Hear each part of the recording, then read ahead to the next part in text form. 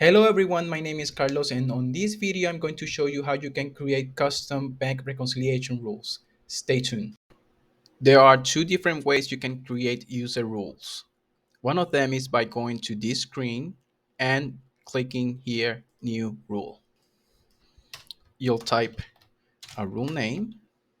In this case, I'll name it Canva rule. I'll select the credit card in this case. You can also select multiple credit cards or bank accounts, but in this case, I'll select only one. Then you'll go to conditions. Here I'll tell NetSuite what to watch out for. In this case, I want NetSuite to look at all imported bank transactions, and I want NetSuite to look at the memo field. And I'm saying to NetSuite, when the imported bank transactions memo field equals the NetSuite memo field, go ahead and match the transaction. I can also do this, add additional conditions if I want to. But in this case, the first one will suffice. Okay, so I'll click save. And if I scroll down, I can see the rule that I created here. If I want NetSuite to run this rule first, then I'll need to click and drag it to the very top. Okay, now let's go over to the match bank data screen. Here I have two NetSuite transactions and one bank transaction, but I want to focus on the rule that I just created. Okay, the rule that I created is supposed to match this NetSuite transaction once the bank transaction is imported. If I go to my CSV here, you can see that I have one bank transaction for $35. Memo field name is Canva, as in that's the same name that I have in NetSuite. So we are good to go. If I go here to upload the file, go here, select the credit card, and I hit import. And I go here and I click refresh.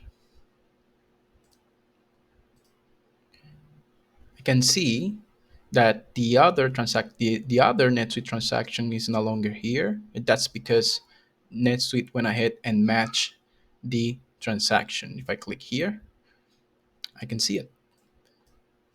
The bank transaction was for April 1st, $35. The NetSuite transaction was for April 9th, $35. And that's basically how the first option works. To recap, you go to this screen, click new rule, and select the conditions. If you want that rule to be applied first, you need to click and drag it to the very top. Okay. Now let's focus on the second option. This one is a little tricky at first, but it's really powerful. The second way that you can create user rules is by creating the auto create rules. But in order to do so, you need to first show NetSuite an example, if you will. So in this case, I already have. So in this case, I had a NetSuite transaction for $45 and a bank transaction for $45. In this case, I'm assuming that they both represent the same. In this case, I'm assuming that they represent the same transaction, even though they don't have the same memo nor the same, and they don't have the same name. Okay. So, like I mentioned, you need to first show NetSuite how to create it. And you can get more information here. You can open a new tab with this link that shows you how you're supposed to leverage this option. But the good thing about this option is once you show NetSuite how to do it, the next time around, NetSuite will create this transaction in NetSuite for you and match it. Okay, so this case, I'll click match and I'll hit submit. This is saying that NetSuite went ahead and created the auto create rule for me. If I go here, you can see the credit card transaction here, and I can see the conditions. Okay, so it is saying that next time around, the NetSuite imports credits and the payer name equals test, it will do all of this.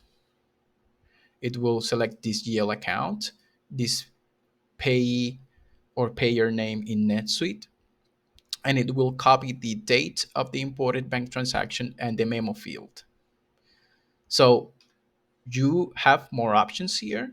It's more powerful because it creates the transaction for you. But the drawback is that you need to first show NetSuite how to do it. Okay.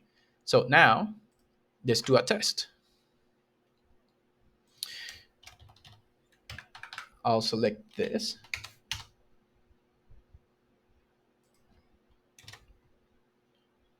I'll save it. Now, if I do this correctly, NetSuite is supposed to create that transaction for me. Let me hit refresh here. And here we have it. The transaction number is to be generated because NetSuite will be creating the transaction for me once I submit it. Here, I can see the $50 and the name that NetSuite will use in NetSuite. Okay. And that is it. Thank you for watching this video. If you want to stay up to date on NetSuite accounting content, please hit that subscribe button and visit us at our website at www.fusiontaxes.com.